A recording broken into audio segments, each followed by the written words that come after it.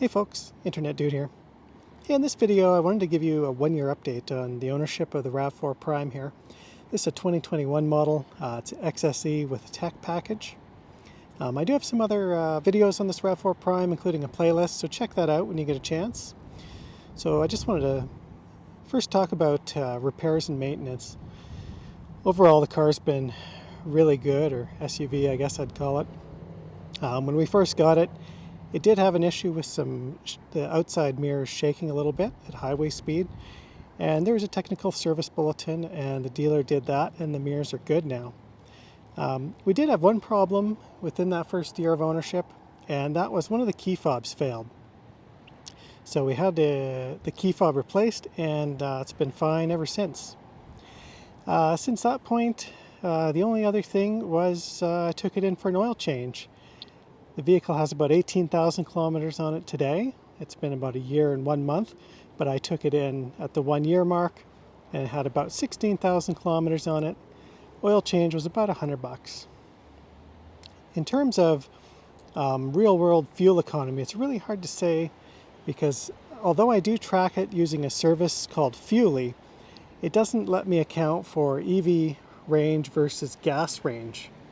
So what I can tell you is what I've actually gotten and is 4.2 liters per 100 kilometers averaged over that time period and distance, but the issue is I can't tell you how much of that was EV being plugged in, so that number's skewed a bit.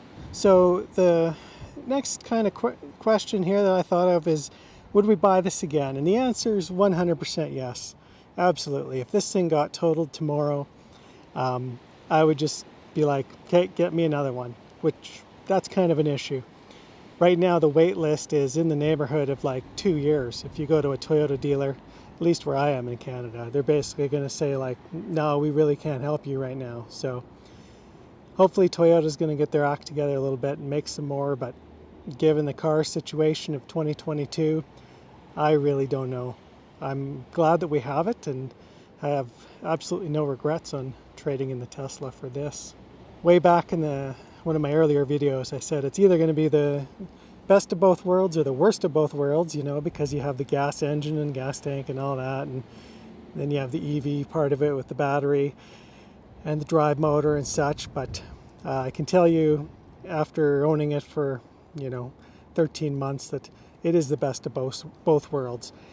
When you have a day and you have to go on the highway and it's minus 30 or colder, there's no issues with heat, there's no issues with range anxiety, and it doesn't matter how windy it is, because we certainly have times where it's really windy.